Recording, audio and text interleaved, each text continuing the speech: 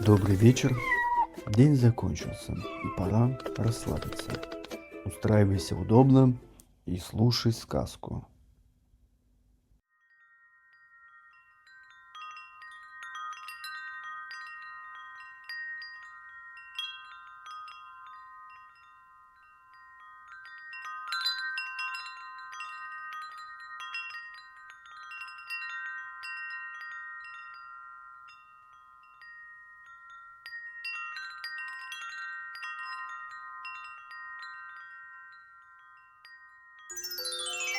Алёша Попович и Тугарин Змей.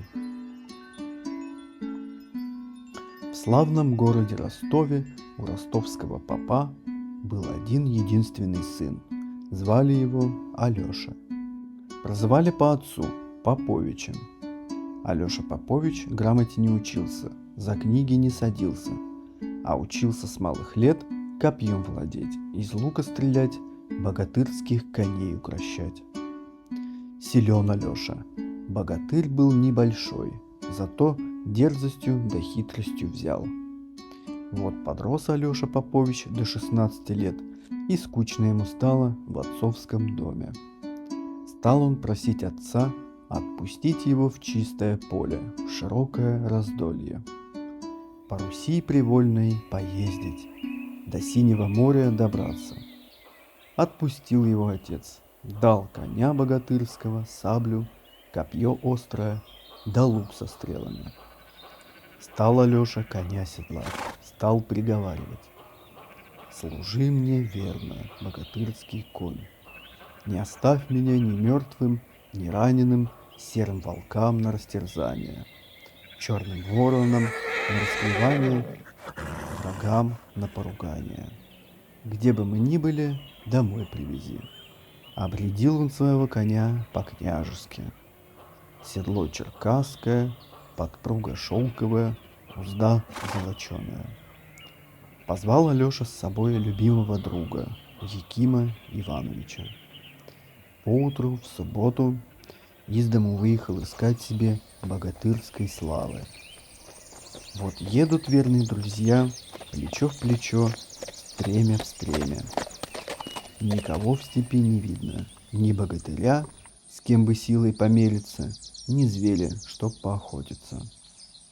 Раскинулась под солнцем русская степь без конца, без края. Шороха в ней не слыхать, в небе птицы не видать.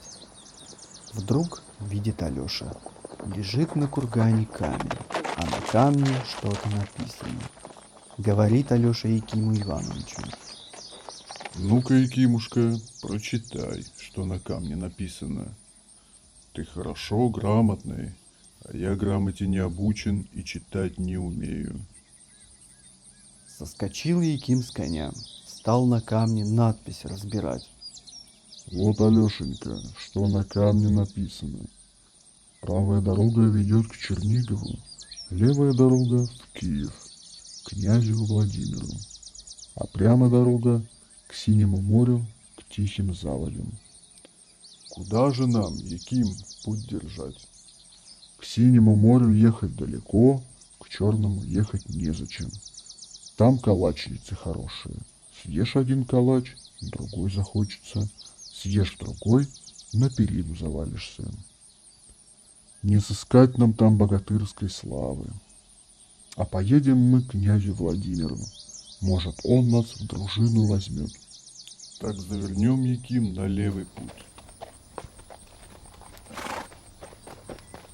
Завернули молодцы коней и поехали по дороге к Киеву.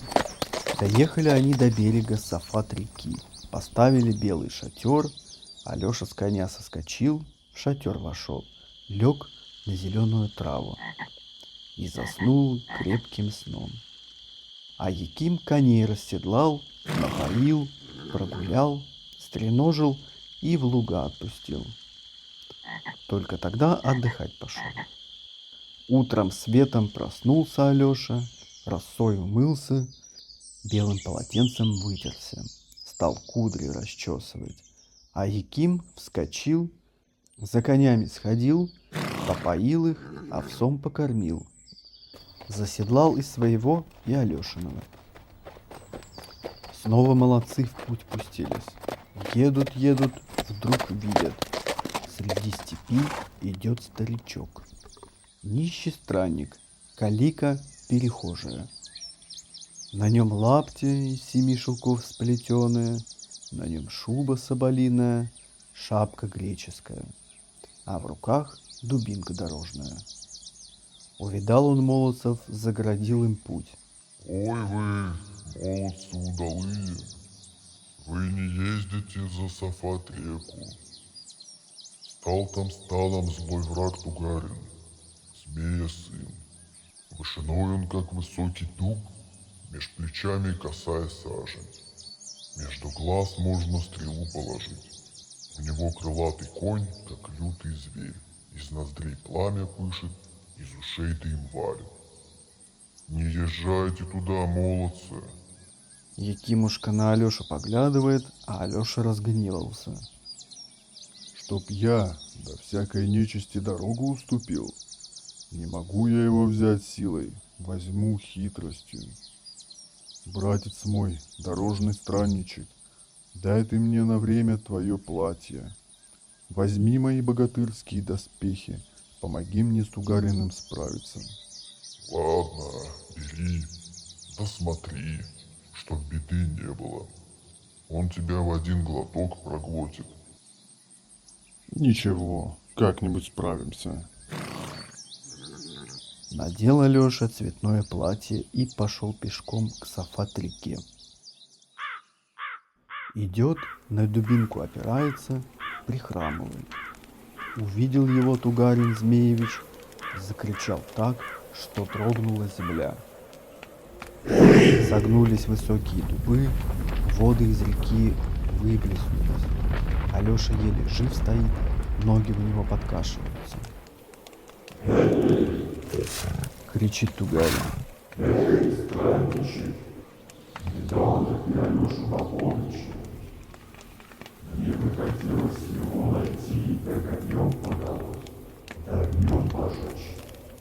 А Алеша шляпу греческую на лицо натянул, закряхтел, застонал и отвечает стариковским голосом. Ох-хо-хо. Не гневись на меня, Тугарин Змеевич. Я от старости оглох, ничего не слышу, что ты мне приказываешь. Подъезжай ко мне поближе, к убогому. Подъехал Тугарин к Алёше, наклонился с седла, хотел ему в ухо гаркнуть, а Алёша ловок, увертлив был. Как хватит его дубинкой между глаз, так Тугарин без памяти на землю пал. Снял с него Алёша дорогое платье, самоцветами расшитое. Недешевое платье, ценой в 100 тысяч, на себя надел. Самого Тугарина к седлу приторочил и поехал обратно к друзьям. А там Яким Иванович сам не свой. Рвется к Алёше помочь, да нельзя вмешиваться. Вдруг видит Яким, скачет конь, что лютый зверь. На нем в дорогом платье Тугарин сидит. Разгневался Яким, бросил наотмашь палицу. В 30 пудов прямо в грудь Алёше Поповичу. Свалился Алёша замертво. А Яким кинжал вытащил, бросился к упавшему. Хотел добить Тугарина, и вдруг видит, перед ним Алёша лежит. Грянулся на землю Яким Иванович, горько расплакался. Убил своего брата названного, дорогого Алешу Поповича. Стали они с Каликой Алёшу трясти, качать, влили ему в рот питья заморского, растирали травами лечебными. Открыл глаза Алёша, встал на ноги, на ногах стоит, шатается. Яким Иванович от радости сам не свой.